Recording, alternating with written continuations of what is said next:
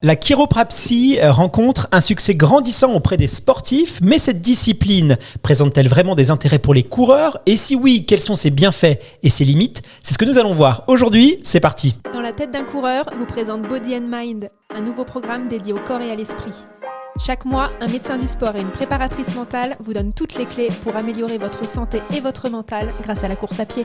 Bonne écoute. Soyez les bienvenus dans Body and Mind, votre nouveau programme dédié à la santé mentale et physique des coureurs et coureuses à pied. Aujourd'hui, nous vous proposons un épisode spécial réalisé en partenariat avec l'Association française de chiropraxie. Et à cette occasion, nous recevons Charlène Chéron, chiropracteur et docteur en sciences. Elle va nous aider à mieux comprendre le rôle de la chiropraxie en course à pied. Charlène, merci infiniment d'avoir accepté de participer à cette émission. Comment est-ce que ça va aujourd'hui ? Ça va super, merci, et toi ? Ça va très très bien, d'autant plus pour parler de chiropraxie, parce que c'est vrai que c'est une discipline qui est très connue des sportifs, notamment des sportifs anglo-saxons, je pense notamment aux sportifs américains, et même en Europe, puisqu'on était il y a quelques semaines sur la Trans-Gran Canaria, donc c'est un ultra-trail qui se déroule en Espagne, et on a pu constater à quel point les team managers des trailers espagnols ou encore même italiens ne juraient que par cette discipline. Mais c'est vrai qu'en France, elle reste encore un petit peu méconnue. D'ailleurs, on a réalisé un petit sondage auprès de notre communauté sur l'Instagram de Dans la tête d'un coureur, et on a demandé à nos auditeurs est-ce qu'ils connaissaient la chiropraxie. Eh bien, 28% d'entre eux nous disent que oui. 33% en ont une vague idée et 39% n'en ont jamais entendu parler. Donc tu vois, on est presque plus d'une personne sur deux qui ne connaît pas vraiment cette discipline, et du coup on va essayer ensemble de remédier à ce premier problème. Ça va être un peu l'introduction de nos échanges. Est-ce que tu peux nous dire ce qu'est la chiropraxie et nous parler aussi un petit peu de son histoire et de comment est-ce que cette discipline est née ? Oui, avec plaisir. Donc la chiropraxie, c'est une profession de santé manuelle qui a pour objectif en fait d'avoir une meilleure récupération fonctionnelle et de diminuer la douleur des patients. Donc en fait, on travaille sur les troubles musculo-squelettiques, et donc on a pour objectif de les détecter, de les traiter et de les prévenir. Donc le trouble musculo-squelettique, en gros, c'est des douleurs de dos, douleurs articulaires, musculaires, tendinopathie, ou des séquelles par exemple d'entorse, tout ce genre de symptômes qu'on peut avoir et qui parfois nous gâchent la vie et gâchent notamment la vie des coureurs. Bon, c'est vrai que c'est malheureusement des mots qui peuvent résonner dans les oreilles des coureurs à pied. Et du coup, est-ce qu'elle est née, cette discipline ? Est-ce que c'est une médecine asiatique, occidentale, américaine peut-être Alors, pour parler de chiropraxie, on va revenir aussi un petit peu même avant la chiropraxie, c'est que les thérapies manuelles qu'on utilise dans la chiropraxie sont utilisées depuis relativement longtemps. Hippocrate, qui était donc un médecin, en moins 400 avant Jésus-Christ, utilisait déjà ce genre d'approche. Et après, la chiropraxie est vraiment née à la fin du 19e siècle aux États-Unis. Donc, Daniel David Palmer a fondé la chiropraxie après avoir fait une manipulation sur un patient. Et donc, depuis, la profession a évolué à la fois d'abord aux États-Unis, puis après à travers le monde, et notamment en Europe et en France. Alors, je ne sais pas si c'est l'impression, en tout cas que moi j'ai, quand je discute avec des athlètes ou des entraîneurs américains, eux, ils ne parlent pas de kiné, ils parlent de chiropraxie. Est-ce que du coup, là-bas, les kinés, ça n'existe pas et que c'est un peu l'impression que j'ai eue ? En fait, si ça existe, les kinés, d'ailleurs, on parle surtout de physio dans les pays anglo-saxons, Amérique du Nord.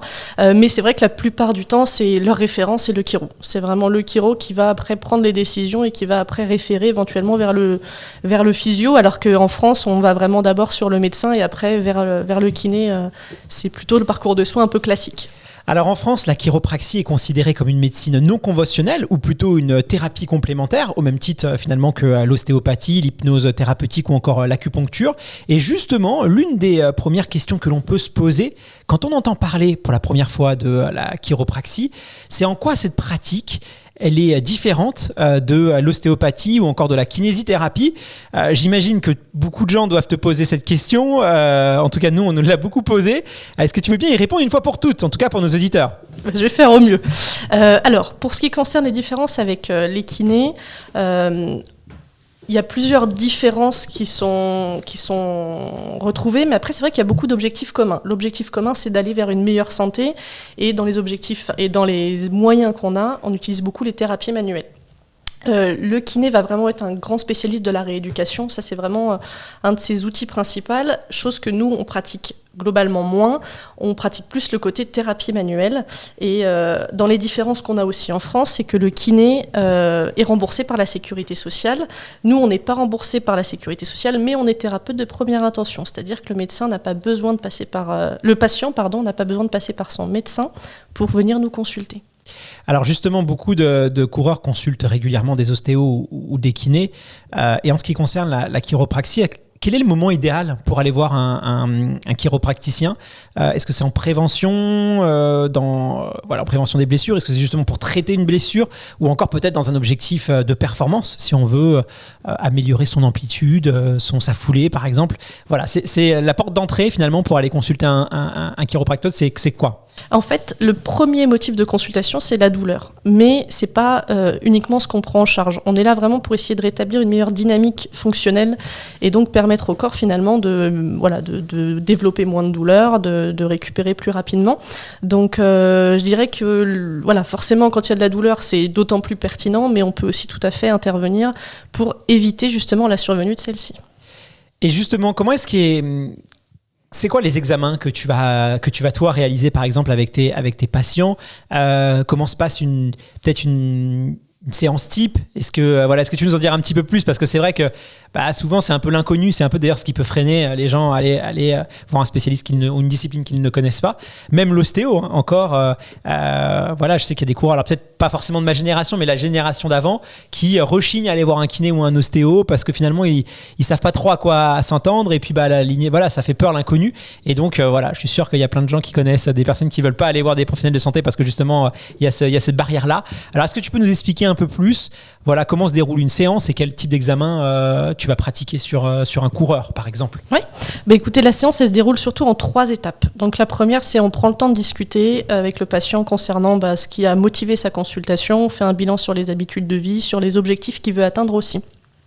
Donc là, c'est vraiment un moment juste d'échange, on prend le temps de discuter. Ensuite, en général, on passe à la partie plutôt d'examen. Donc on va essayer justement de faire un bilan complet au niveau du corps. On regarde la posture, la manière dont le corps fonctionne. On fait des tests pour vérifier aussi comment, si on reproduit certains symptômes du patient. Et donc de la palpation aussi pour voir un peu la dynamique. À l'issue de cet examen, on doit être à même de comprendre les dysfonctionnements qui sont présents, voir si ça explique parfois justement la raison de la consultation. Et à ce moment-là, on va bien discuter avec le patient sur ce qu'on va pouvoir éventuellement mettre en place comme stratégie pour atteindre l'objectif qu'on s'est fixé ensemble. Il y a vraiment un contrat qu'on passe ensemble. Et à l'issue donc de cette partie-là, on va mettre en place le traitement. Donc, le chiropracteur, dans les traitements qu'il va mettre en place, donc c'est majoritairement des thérapies manuelles. Donc, ça peut être un travail, par exemple, de mobilisation, manipulation articulaire. Nous, on appelle ça les ajustements. Et je trouve que c'est un mot qui parle bien, c'est-à-dire qu'on va essayer de faire en sorte que le corps soit le plus adapté possible à tous les stress qu'il peut rencontrer, donc les stress mécaniques notamment. Et donc ça va être des manipulations, des mobilisations articulaires, ça peut être un travail sur les muscles, ça va être aussi la proposition d'exercices à mettre en place à la maison, certains conseils, des stratégies pour essayer justement d'atteindre les objectifs qu'on va se fixer ensemble. Et quel type on va rester sur les personnes sportives, mais quel type de sportifs viennent te voir ? Alors on parlait de l'Amérique tout à l'heure, mais je sais que dans le football américain, les sports à impact, il y a pas mal de sportifs qui ont recours à ça. Concrètement, un coureur, c'est sur quel type de pathologie Est-ce que déjà tu vois beaucoup de coureurs, toi, dans ton cabinet ? Et si oui, c'est sur quel type de pathologie ? Pour que ce soit un petit peu plus concret, même si ça apporte pas forcément grand-chose, mais c'est toujours pour la curiosité, c'est intéressant de savoir ça.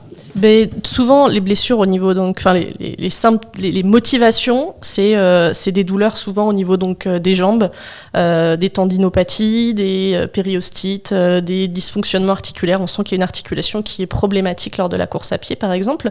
Donc ça, c'est vraiment ce qu'on voit beaucoup en cabinet. Et donc, comme je vous disais, on essaie vraiment de regarder un petit peu toutes les dysfonctions qui sont associées parfois aux symptômes du patient et de trouver la stratégie, les exercices à mettre en place, les thérapies qui vont le soulager, quoi. D'accord, donc on reste quand même sur des blessures un peu classiques malheureusement du coureur à pied et qui peuvent être évitées aussi, je tiens à le dire à nos auditeurs, avec quelques règles de bon sens comme notamment la progressivité, la récupération. Souvent des fois on fait tout bien et malheureusement on peut être embêté aussi, il peut y avoir des problèmes d'équipement ou ce genre de choses, mais voilà, l'une des meilleures préventions c'est aussi de respecter des règles de progressivité, c'est extrêmement important. Je pense que tu vas pas me contredire sur ce point-là. Pas du tout, et je trouve que justement tout à l'heure je parlais du traitement, mais dans le traitement il y a vraiment on parle un peu d'éducation thérapeutique, c'est donner des conseils aussi, voire en fait faire un bilan de l'état des lieux du patient, c'est-à-dire est-ce que au niveau du sommeil c'est suffisant, est-ce que sur différents autres paramètres qui rentrent en compte dans le développement de symptômes. Donc on n'a pas forcément des mains magiques, l'idée c'est vraiment de prendre le patient dans sa globalité et de trouver les stratégies qui vont l'aider.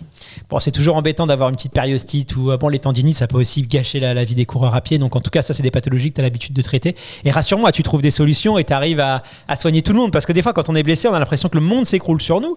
On est passionné souvent les coureurs à pied, tu sais, donc on a du mal à relativiser quelquefois, voilà, s'il y a peut-être des auditeurs qui nous écoutent en ce moment et qui ont des petits pépins, voilà, pas d'inquiétude, une petite séance et puis on arrive à trouver des solutions. Alors oui, je dirais que souvent on arrive à aider les patients. Après, il y a des fois où sur des pathologies chroniques, clairement, l'intervention seule de la chiropraxie va pas être suffisante. Et donc, on va essayer justement de trouver une équipe à côté, s'entourer de professionnels qui vont permettre de trouver les bonnes stratégies. Voilà, sur quelque chose de récent, de peu invalidant, parfois une séance peut être suffisante. Sur des choses plus complexes, il va falloir mettre en place des stratégies thérapeutiques plus importantes. Et du coup, comment est-ce que va travailler un chiropracteur ? Tu nous parlais des mains. Est-ce que vous allez aussi utiliser des outils, par exemple, voilà, ce genre de choses ? Oui, alors c'est vrai que l'outil principal, je dirais, c'est la tête et les mains. La tête, parce que l'idée, c'est d'arriver à comprendre ce qui se passe et de trouver les stratégies possibles. Donc les mains, parce qu'une grosse partie du traitement passe par les mains. On peut utiliser d'autres outils qui vont permettre parfois d'aider à relâcher certaines tensions musculaires, travailler un peu sur les fascias, des tables articulées qui permettent de retravailler et de nous aider à travailler sur la dynamique des articulations notamment.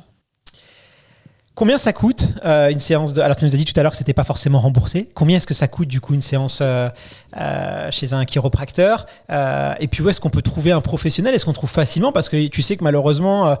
alors il y a la problématique des déserts médicaux et c'est de plus en plus compliqué de trouver des professionnels de santé. Et voilà, nous il y a beaucoup d'auditeurs qui nous écoutent en nous disant j'arrive pas à trouver un kiné, j'arrive pas, voilà. Alors est-ce que voilà, combien est-ce que ça coûte ? Est-ce qu'on trouve facilement ? Comment on fait si on veut trouver aussi un chiropracteur compétent ? Comment ça se passe ? Ça coûte, alors pour la première question, donc oui en effet ça coûte à peu près entre 40 et 90 €. Ça dépend de l'emplacement, de l'expérience du chiro et voilà de ce qu'il souhaite mettre en place avec ses patients. Ensuite, pour trouver des chiropracteurs, moi je vous recommande d'aller sur le site de l'AFC parce que ça permet vraiment, nous on contrôle les diplômes des chiropracteurs, donc c'est chiropraxie.com, et de trouver un chiropracteur près de chez vous. Et tu parlais des déserts médicaux et c'est intéressant parce que moi j'habite dans une zone où il y a pas mal de médecins mais les kinés sont un peu chargés et du coup les médecins m'envoient leurs patients pour la plupart en attendant justement on va essayer moi je vais faire le maximum et si la pathologie persiste derrière le kiné va pouvoir prendre le relais, donc là c'est là où on a tout intérêt à faire ce genre de travail complémentaire et d'intervenir notamment dans les zones de déserts médicaux. Charlène, j'aimerais maintenant qu'on s'intéresse un peu plus spécifiquement aux bienfaits de la chiropraxie pour les runners. J'ai dit en introduction, c'est vrai que alors moi j'ai souvent une image des sportifs de haut niveau qui vont utiliser, qui sont très friands même de chiropraxie. Mais peut-être, même si ça se démocratise de plus en plus, peut-être un peu moins pour les coureurs amateurs. Concrètement, quels sont les bienfaits pour les sportifs ?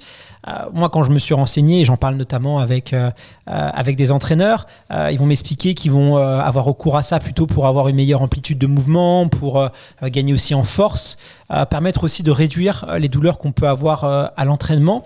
Bref, on prête énormément de qualité à la chiropraxie dans le cadre du sport, mais qu'en est-il vraiment ? Est-ce que d'un point de vue scientifique, ça peut aider à quel point ? Toi qui as un doctorat en sciences, et j'imagine que tu as dû te poser cette question.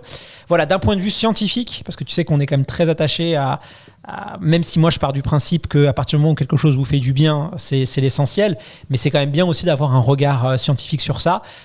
Qu'est-ce qu'on sait ? Qu'est-ce qui est prouvé des bénéfices, des bienfaits de la chiropraxie pour les sportifs et particulièrement pour les coureurs ? Alors, sur la première partie d'amplitude de mouvement, on sait qu'après une manipulation, notamment articulaire, il y a une meilleure amplitude de mouvement. On sait aussi qu'après certaines manipulations, on retrouve à l'EMJ, électromyogramme, une modification et donc une augmentation de la force. Pour autant, a priori, elle ne persiste pas forcément dans le temps. Mais en tout cas, ça permet parfois justement, durant un temps, de se rendre compte qu'on peut avoir ce genre de performance et de se sentir plus à l'aise. Sur la performance en général, on n'a pas de recherche vraiment sur le domaine, ou en tout cas pas de suffisamment bonne qualité pour dire la chiropraxie augmente la performance. Mais en tout cas, ça laisse supposer qu'en effet, il y a vraiment ce genre de bienfaits pour les sportifs. Et c'est vrai que si on écoute un peu les sportifs, eux en sont extrêmement friands et considèrent que si ils n'ont pas eu leur séance de chiro quelques jours ou quelques temps avant leur challenge sportif, ils se sentent un peu moins bien dans leur corps, tout simplement.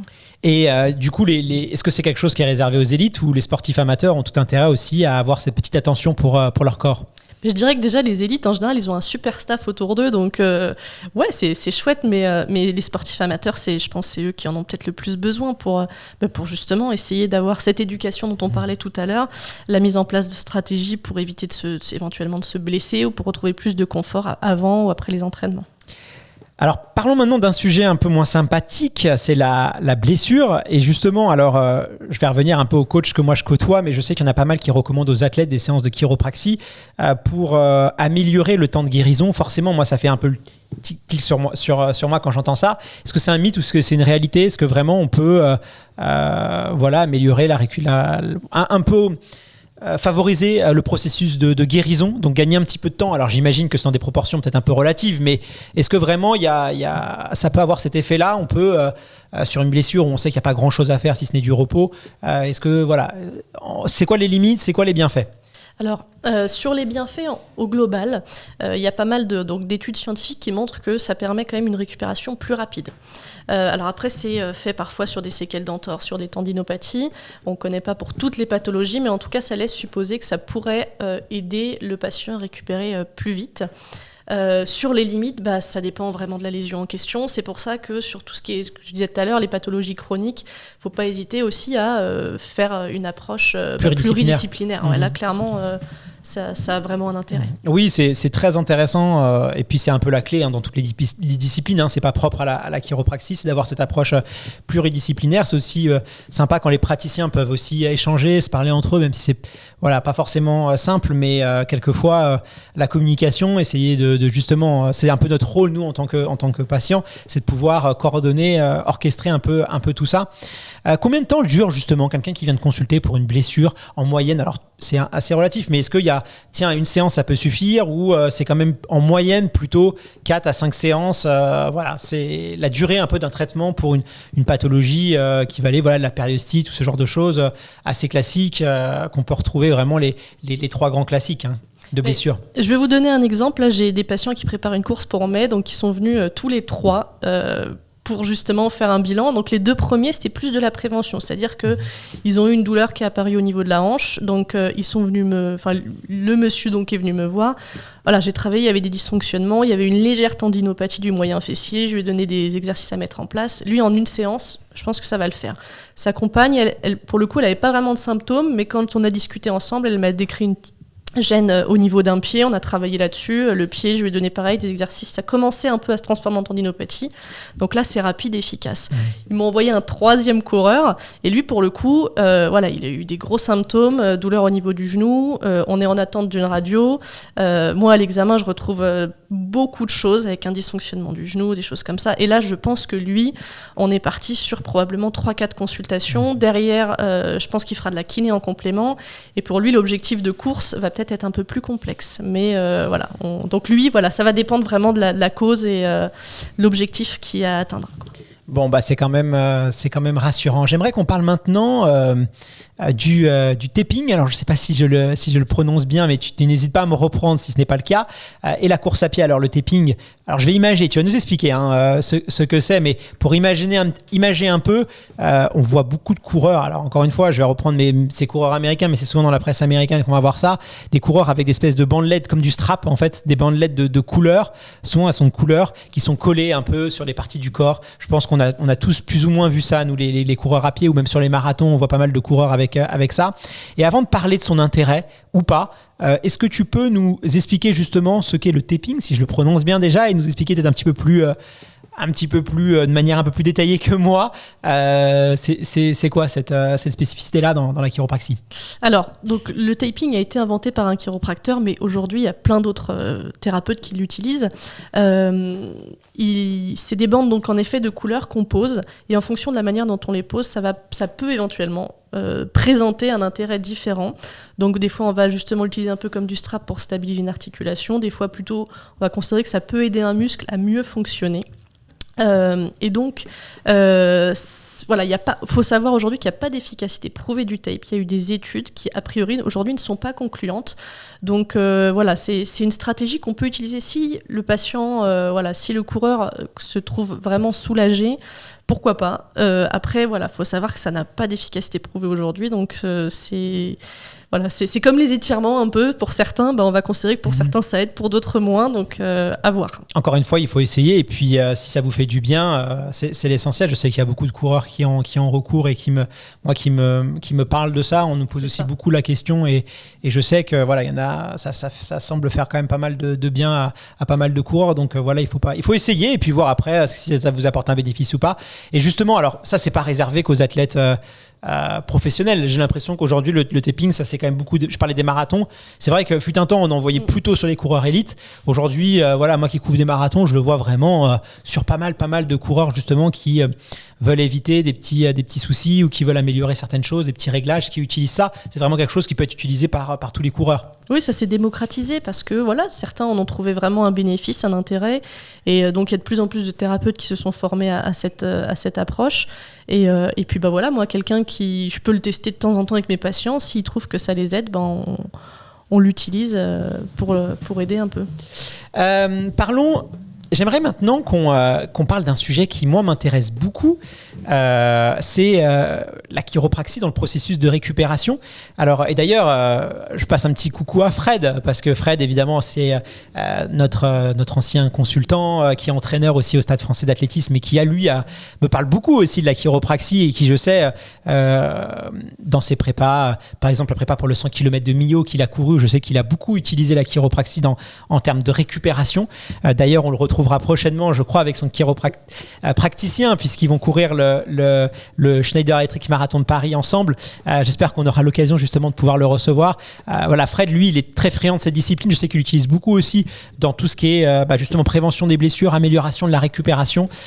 Donc voilà, moi, je m'intéresse beaucoup à la récup parce que c'est un élément vraiment déterminant dans la course à pied et en particulier pour l'assimilation de l'entraînement, donc pour progresser, mais aussi pour éviter les blessures. Un athlète qui ne va pas optimiser sa récup va plus difficilement progresser et risque quand même de beaucoup plus se blesser. Donc en quoi justement la chiropraxie, même si Fred m'en a un peu parlé, en quoi est-ce que ça peut être utile, notamment quand on fait des prépas longue distance? On pense aux trailers, on pense aux coureurs de 100 km, on pense aux marathoniens, où là vraiment il faut avoir un soin particulier parce que malheureusement combien de coureurs se blessent 2 semaines, 15 jours avant le marathon. Ça peut être très dur parce que c'est souvent en fin de prépa, sinon c'est pas drôle quand la blessure revient. Donc comment justement est-ce que la chiropraxie peut aider les coureurs à pied dans ce processus de récupération? Comment on peut les accompagner? Voilà, s'il y a des coureurs qui sont en pleine prépa UTMB, trail ou marathon, quel conseil tu peux leur donner justement pour utiliser la chiropraxie dans la récup? La chiropraxie, comme je disais tout à l'heure, va essayer d'améliorer la fonctionnalité du corps. Donc ça va permettre d'aider à reposer un peu, notamment les muscles, après des grosses sessions d'entraînement. D'assouplir au maximum les articulations. Parfois, c'est vrai que ça permet vraiment de ressentir un relâchement. Et du coup, ça diminue ce genre de symptômes parce que même s'il n'y a pas forcément de douleur, il peut y avoir un peu des inconforts quand on est en fin d'entraînement notamment. Donc souvent, ça permet de diminuer tous ces symptômes-là et donc au corps de mieux se reposer et donc une récupération plus efficace. Oui, on pense souvent notamment après les sorties longues ou quand on fait beaucoup de dénivelé positif ou même de descente. On sait que les ischios, les quadriceps. D'ailleurs, tu dois avoir pas mal de trailers de plus en plus peut-être, je pense, dans ton cabinet. Ouais, c'est plus des trailers maintenant que j'ai que des coureurs finalement sur route. Mais c'est pas étonnant, c'est parce que ça, musculairement, j'imagine. Alors déjà, il y a la distance et puis il y a aussi toutes les contraintes des blessures simples. On va se tourner la cheville sur une branche ou ce genre de choses, ou sinon tout ce qui est ischio, quadriceps, là on voit que c'est quand même mis à rude épreuve, surtout quand on est en reprise de saison, surtout quand on a tendance à faire un peu plus de dénivelé. Ça c'est important, justement, toute cette notion musculaire. Ouais, exactement. Là, du coup, c'est vrai qu'il y a pas mal de choses à vérifier au niveau de notre examen, les chevilles, genoux, hanches. On va vraiment essayer de travailler là-dessus et puis de trouver un petit peu ce qui marche mieux pour le patient, d'améliorer sa fonction et d'aider à sa récup, quoi. Charlène, ça a été un épisode passionnant. Merci beaucoup parce que c'est vrai que moi j'avais plein de questions à poser par rapport à ces disciplines que j'entendais beaucoup parler. Et puis aujourd'hui, c'est vrai que c'est quelque chose qui est au cœur des débats des coureurs à pied. Donc ça m'a permis d'y voir un petit peu plus clair. Quels sont selon toi les éléments clés à retenir de notre échange si on devait un petit peu synthétiser la chiropraxie, ses bienfaits, ses vertus pour les coureurs? Je te laisse un peu conclure. S'il y a peut-être d'autres éléments que tu veux ajouter, tu n'hésites pas. Mais comment est-ce qu'on pourrait conclure un peu cet échange si on veut un peu synthétiser tout ce qu'on s'est dit? La chiropraxie, je dirais que ça peut être vraiment un allié pour avoir un corps qui soit en meilleure santé. Voilà, en meilleure santé. Et donc, du coup, pas hésiter à faire éventuellement un bilan ou si jamais il y a des symptômes qui sont présents, de venir consulter parce que le chiropracteur est formé à améliorer la fonctionnalité du corps et à réduire les différents symptômes qui peuvent découler de ces dysfonctionnements-là. Et on n'hésite pas à venir te voir, que ce soit soit sur une blessure, soit même en début de prépa, si on a un gros objectif pour justement éviter ça. Moi, j'ai beaucoup, c'est très important pour nous de sensibiliser les gens sur la prévention parce que on fait de la course à pied. Si on fait du sport, l'une des premières motivations, c'est un peu notre outil de travail, le corps, mais c'est aussi le fait d'être en bonne santé. Donc pouvoir justement anticiper ça, éviter les blessures, respecter notre corps, c'est extrêmement important. Donc vraiment, n'hésitez pas à aller voir un praticien, celui qui vous semble le plus intéressant pour vous. Au début d'une prépa, d'un gros objectif, parce que c'est comme ça aussi qu'on peut éviter les pépins. Merci beaucoup Charlène pour toutes tes explications. On peut te retrouver sur le salon du running, Run Experience, qui aura lieu du 30 mars au 1er avril 2023 au Parc des Expositions de la Porte de Versailles. Alors c'est un peu la grande fête du marathon, pour le marathon de Paris. Chaque année, on peut voir pas mal de spécialistes. Il y aura un stand justement de l'AFC, donc la fédération de chiropraxie, et qui proposera, je crois, gratuitement aux visiteurs du salon des poses de taping justement s'ils veulent essayer. Donc ça c'est top, c'est un bon moyen de voir justement si ça peut être efficace. Donc voilà, gratuitement des poses de taping, on pourra poser nos questions, peut-être avoir aussi des petits bilans. Comment ça va se passer d'ailleurs si on veut donner envie à nos auditeurs de venir vous voir? Eh bien écoutez, on va justement prendre le temps un petit peu, comme je l'expliquais tout à l'heure, discuter un petit peu ensemble sur les symptômes que le coureur a pu avoir, ou en tout cas les petites zones qu'il considère comme étant parfois problématiques. Et en fonction de ça, discuter ensemble de l'utilité de poser un tape pour essayer justement de mieux appréhender le marathon dans les jours ou dans les heures qui vont suivre. Donc pour la récup, ça sera pas mal, donc n'hésitez pas à y faire un tour. Encore une fois, c'est gratuit et puis c'est toujours bien de pouvoir enrichir ses connaissances et sa curiosité. Merci infiniment Charlène pour toutes tes explications. On se retrouve dès vendredi prochain pour un nouvel épisode de Dans la tête d'un coureur et dès le mois prochain pour un nouvel épisode de Body and Mind. À très vite.